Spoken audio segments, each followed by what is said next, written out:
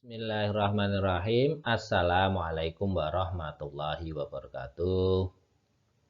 Bapak Ibu sekalian, peserta Seminar Nasional Program Pengabdian Masyarakat 2020. Perkenankan saya, Iskandar Bukhori dan Bu Rita Kusumawati mempresentasikan hasil pengabdian masyarakat kita di SD Muhammadiyah 2 Purwodiningrat. Presentasi kita kali ini adalah tentang internalisasi kurikulum kewirausahaan di SD Muhammadiyah 2 Purwodiningrat. Bicara tentang kewirausahaan, maka pada akhir-akhir ini pendidikan atau kurikulum kewirausahaan menjadi semakin penting terutama pembicaraan tentang kurikulum kewirausahaan di sekolah dasar. Mengapa? Karena satu, tingkat pengangguran tingkat pengangguran masih tinggi dari tahun ke tahun, tidak menunjukkan penurunan yang signifikan. Apalagi pada kondisi akhir-akhir ini, kondisi pandemi membuat tingkat pengangguran menjadi jauh lebih tinggi percepatannya meningkat gitu. Nah, kedua, rendahnya kemampuan pertumbuhan ekonomi dalam menyerap tenaga kerja.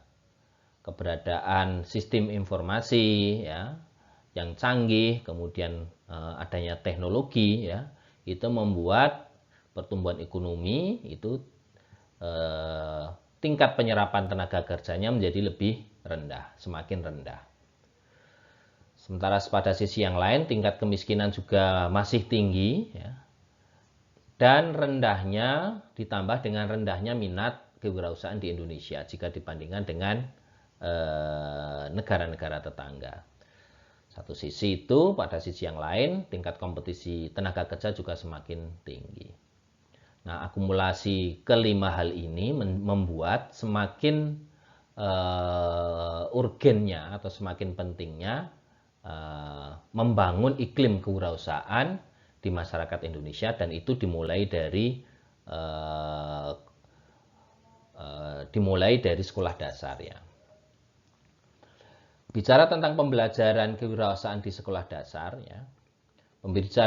pembelajaran kewirausahaan di sekolah dasar itu memerlukan tidak hanya satu metode, tapi metode yang terintegrasi Jadi tidak hanya metode yang hanya mendasarkan proses pembelajaran di kelas, tapi juga praktek di lapangan. Pada proses pembelajaran di kelas pun, integrasi muatan kewirausahaan itu tidak harus atau tidak mungkin hanya satu mata pelajaran, tapi bisa diintegrasikan muatan kewirausahaan itu di dalam seluruh mata pelajaran. Kemudian juga bahwa pembelajaran di sekolah dasar itu tidak hanya mungkin pembelajaran di kelas, tapi mungkin bisa dikombinasikan dengan praktek lapangan, di mana bahkan pada praktek lapangan itu pembangunan karakter siswa itu bisa dilakukan.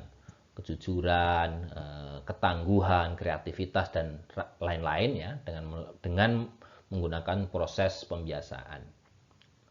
Dalam perspektif lain, dalam konteks kemanfaatan di bidang ekonomi, minat seseorang itu dipengaruhi oleh dua aspek, yaitu manfaat dan risiko. Nah, pada siswa atau pada seseorang, minat seseorang itu dipengaruhi oleh sejauh mana, misalnya dalam konteks profesi kewirausahaan, sejauh mana profesi tersebut mampu memberikan manfaat dibandingkan dengan profesi lainnya. Nah, pada kondisi seperti ini, peran guru sekolah menjadi penting dalam memberikan arahan, membimbing, membangun persepsi siswa melalui kurikulum kewirausahaan yang komprehensif. Yang ketiga, laporan dari Global Entrepreneurship Monitor menunjukkan adanya korelasi tinggi antara pendidikan, termasuk pendidikan kewirausahaan, dengan kepercayaan dan motivasi individu untuk melakukan aktivitas kewirausahaan. Artinya, laporan dari Global Entrepreneurship Monitor ini menunjukkan bahwa proses pendidikan, proses pelatihan, proses pendidikan itu bisa membentuk seseorang menjadi wirausaha. Jadi wirausaha tidak hanya sesuatu yang sifatnya given, sesuatu yang bakat, sesuatu yang misalnya orang terlahir menjadi wirausaha, tidak, tapi proses pendidikan bisa membangun seseorang, bisa membentuk seorang menjadi seorang wirausaha. Dan proses pendidikan itu dimulai dari pembentukan kurikulum. Sekarang kita bicara tentang permasalahan yang ada pada mitra pengabdian kita. Kita mulai dari visi sekolahnya. Jadi visi sekolah di mitra kita yaitu Sekolah Dasar Muhammadiyah Purwodiningrat II adalah unggul dalam prestasi, berakhlak karimah, mencintai lingkungan, dan berwawasan teknologi. Nah, saat ini sekolah sedang berbenah ya untuk meningkatkan kualitas dan kemampuan bersaingnya dengan melakukan atau meredesain kurikulum dengan 3 program unggulan yaitu tahfidz, kewirausahaan, dan digital. Nah, kita fokus pada kewirausahaannya, tetapi di dalam proses redesain kurikulumnya ya, SD Muhammadiyah II Purwodiningrat punya kendala, yaitu satu, terbatasnya pemahaman guru akan muatan-muatan kewirausahaan. Yang kedua, karena guru punya pemahaman terbatas, maka memberi dampak atau konsekuensi pada kesulitan untuk mengintegrasikan muatan-muatan kewirausahaan itu dalam mata pelajaran. Dan yang ketiga adalah bisa jadi merupakan konsekuensi dari kendala yang pertama juga adalah mengakibatkan minimnya konten materi kewirausahaan baik di dalam mata pelajaran seperti yang disebutkan di atas, tapi juga pada kurikulum, pada pelaksanaan atau implementasi kurikulum di luar mata pelajaran. Oleh karena itu, fokus kita pada pengabdian kali ini adalah meningkatkan pemahaman guru ya, dalam mengintegrasikan materi kewirausahaan dalam kurikulum, dan mungkin berusaha untuk meningkatkan kemungkinan konten materi kewirausahaan di luar kurikulum dengan cara melakukan penambahan pada fasilitas praktek kewirausahaan. Dalam hal ini adalah penambahan fasilitas kantin sebagai media praktek wirausaha. Maka tujuan dari pengabdian masyarakat kita adalah meningkatkan pemahaman guru tentang pendidikan kewirausahaan dengan cara workshop atau fokus group discussion ya. Kemudian peningkatan iklim kewirausahaan di kalangan siswa dan guru dengan peningkatan atau penambahan sarana fasilitas, dalam hal ini kantin sekolah untuk kegiatan kewirausahaan di luar mata pelajaran. Metode yang kita lakukan di dalam pengabdian masyarakat itu ada 3. Satu, FGD atau workshop, kemudian kantin, perbaikan dan penambahan sarana prasarana kantin, dan yang ketiga adalah pembuatan poster kewirausahaan. Untuk workshop, nah itu sudah kita laksanakan pada tanggal 10 Juli dengan audien seluruh stakeholder, yaitu guru, semua mata pelajaran, komite sekolah, dan kepala sekolah. Tujuannya apa? Tujuannya agar semua stakeholder itu punya pemahaman yang sama dalam pembentukan kurikulum kewirausahaan dan arah gerak yang sama di dalam implementasinya.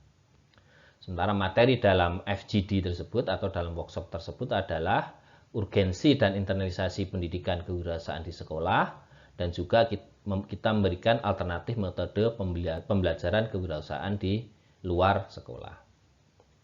Yang kedua, ya, perbaikan kantin. Ya. Jadi seperti yang saya katakan tadi, kantin adalah menjadi media atau laboratorium wirausaha di luar proses pembelajaran. Seperti yang saya katakan, perlunya proses integrasi antara materi pelajaran dengan yang di luar pelajaran. Maka kita lakukan perbaikan dan pengecatan serta penambahan sarana kantin yang digunakan sebagai laboratorium kewirausahaan. Tujuannya apa? Tujuannya adalah menjadi bagian dari upaya membangun iklim kewirausahaan di SD Muhammadiyah itu. Caranya gimana? Caranya ya siswa dapat berpartisipasi secara aktif ya dengan belajar kewirausahaan dengan cara menitipkan produk makanan, ya, kemudian terlibat langsung dalam proses jual beli di kantin tersebut. Nah, ini beberapa fotonya, saudara. Dan yang terakhir adalah poster kewirausahaan. Kegiatan ini dilakukan dengan cara membuat poster-poster, ya, di mana poster itu adalah bagian dari upaya kita mengakselerasi fungsi kantin, ya, yaitu mempromosikan produk-produk kantin sehingga meningkatkan daya tarik kantin dan sehingga kantin mampu menarik konsumen untuk lebih banyak melakukan proses jual beli, dan itu secara umum akan membangun iklim kewirausahaan di sekolah itu. Nah, poster-poster itu dipasang dan baik di dalam maupun di lingkungan sekitar kantin. Poster tersebut berisi ajakan untuk jajan di kantin ini, ya, dan poster-poster edukatif tentang makanan sehat. Oke, Bapak Ibu,